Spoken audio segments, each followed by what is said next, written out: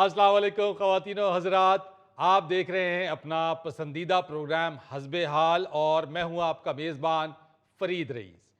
ناظرین، آج عید کا دوسرا دن ہے۔ کل کی طرح آج بھی ہمارے پروگرام میں بہت ہی خاص مہمان موجود ہیں جو آپ کی عید کی خوشیوں کو دوبالا کر دیں گے۔ تو عزیزی، ہمارے مہمانوں کا تعارف تو کروائیں۔ السلام علیکم خواتین و حضرات، آپ کو عید کی بہت بہت مبارک ہو، اور آپ کی اس چھوٹی عید کی خوشیاں بڑی کرنے کے لیے ہم نے اپنے بڑے بڑے شخصیات کو یہاں مدعو کیا ہے۔ واہ، مدعو ٹھیک ہے نا؟ بالکل ٹھیک ہے۔ ٹھیک ہے۔ جو یہاں پہ تشریف فرما ہیں مہمان ہمارے، ان کی وجہ سے میری زبان بھی اور میری ٹانگیں بھی لڑکھڑا رہی ہیں۔ راتیں کانپ رہی ہیں، زبان لڑکھڑا رہی ہے۔ وہ کیا کسی شاعر نے کہا کہ کس شعر کی آمد ہے کہ رن کانپ رہا ہے۔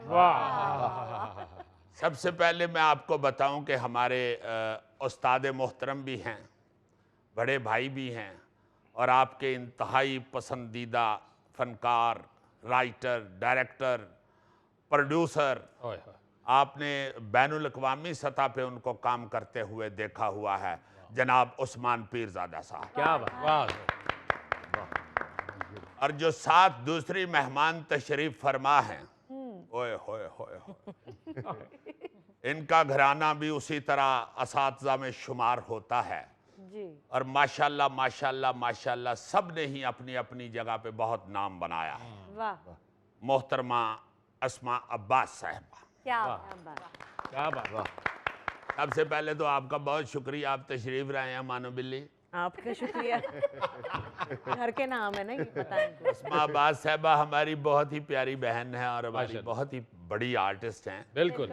تو ان کو مانو کہتے ہیں، ان کا نک نیم مانو ہے۔ اچھا۔ احمد بشیر صاحب جی پاکستان کا ایک بہت بڑا نام، جی ہاں، اور میں بہت فخر سے اس لیے بتا رہا ہوں کہ وہ گجرانوالہ کے، گجرا والا، واہ! گجرانوالہ کا جو ہمارا علاقہ ہے ایمن آباد، کیا وہاں کے تھے، اور ایمن آباد، ایمن ایک راگ ہے، واہ! جی ایمن راگ پہ اس آبادی کا نام ہے۔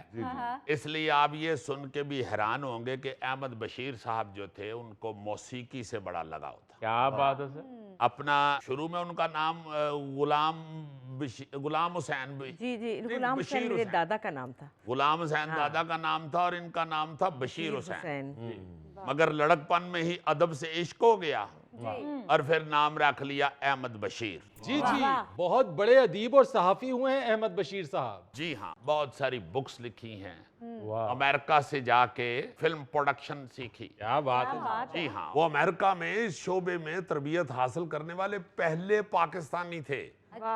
پاکستان واپسی پر انہوں نے ایک فلم نیلا پربت بنائی تھی، واہ! آرٹ موویز ٹائپ تھی، چونکہ کام ان کا وہ انگلش سا تھا، وہ پبلک میں نہیں اتنی مشہور ہوئی، مگر وہ بہت بڑی مووی تھی۔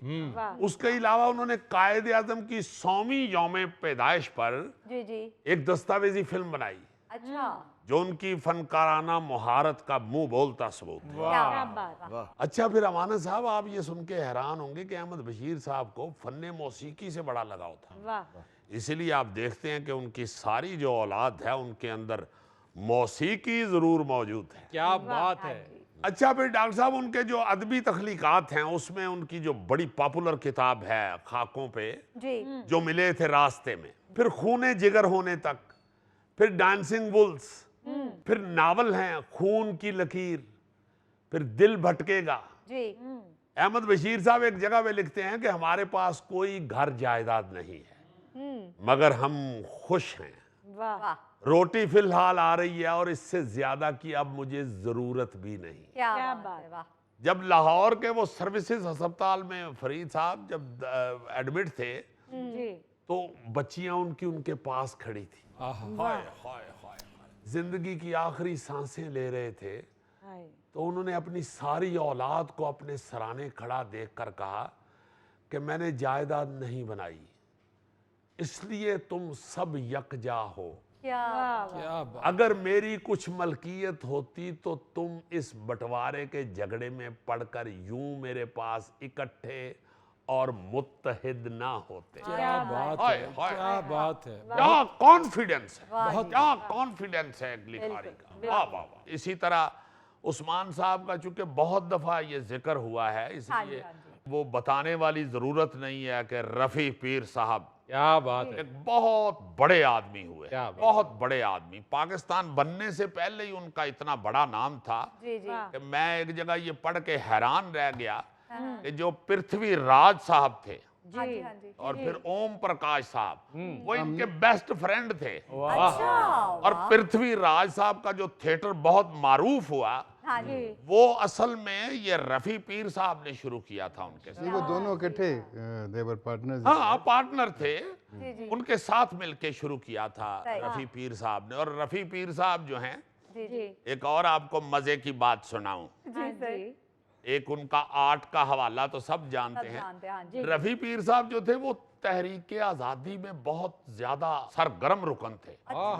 جی ہاں. اور اتنے سرگرم تھے کہ انگریز کی نظروں میں آ گئے تھے. انگریز فوج کی ان پہ نظر ہو گئی. پھر ان کے گھر والوں نے ان کو برطانیہ پڑھنے کے لیے بھیج دیا. اور عثمان صاحب سے معذرت کے ساتھ، چونکہ وہ بہت بڑے شخصیت ہوئے ہیں، ایک اور آپ کو بات بتاؤں کہ برطانیہ بھی انہوں نے ایک انگریز نو کوٹ کڈیا. وہ کٹیا انہوں کہ انگریز بھی جا رہے تھے سارے سپیلنگ کے پیچھے ہو. وہ بیچارہ ڈب کھڑبی انگریزی بولنی شروع. This is not, this is not, no. تے تو صحیح اور ایک دو لفظ بولتے نے، وہ دی ساری انگریزی اگے پیچھے. اچھا ادھر پھر برطانیہ کی پولیس کی نظر پڑ گئی. اچھا. ادھر سے یہ پھر چلے گئے جرمنی. جرمنی جا کے 4 سال میں انہوں نے جرمن زبان بھی سیکھی، ادھر سے تعلیم بھی حاصل کی اور فلسفی پڑھی. اور اس کے بعد پھر انہوں نے ماشاءاللہ تھیٹر پڑھا وہاں سے. کیا بات. تھیٹر کی ڈگری لی. اور یہ پاکستان بننے سے پہلے کی باتیں ہیں. جی جی جی. اور جو ان کے دادا تھے وہ بیرسٹر تھے، بڑے نامور، بہت بڑے آدمی تھے وہ بھی. مگر یہ ان کو شوق جو آرٹ جس میں گھس جائے وہ پھر کہاں رکتا ہے. پاویں جڈے مرضی ڈاڈے ابا جی ہون. وہ چلے گئے برلن میں، انہوں نے سارا یہ پڑھا آرٹ کے متعلق، تھیٹر کے متعلق. اور پھر واپس آ کے وہ پرتھوی راج صاحب کے ساتھ یہ تھیٹر والا معاملہ شروع. کیا بات. تو ہاں ایک اور بات، راج کپور جو بہت بڑا نام ہوا، وہ بھی ان کی زیر تربیت رہے. یس. کہ ان کے ابا تھے پرتھوی راج، پیر صاحب ان کے دوست تھے. پھر رفیع پیر صاحب کے بہت سارے ناول، جیسے احمد بشیر صاحب نے بھی بہت ساری بکس لکھی ہوئی، بہت ساری بکس، اور بڑی بڑی نامور. اس لیے آپ کا سر بہت شکریہ، آپ کا بھی بہت شکریہ اسفا صاحبہ کہ آپ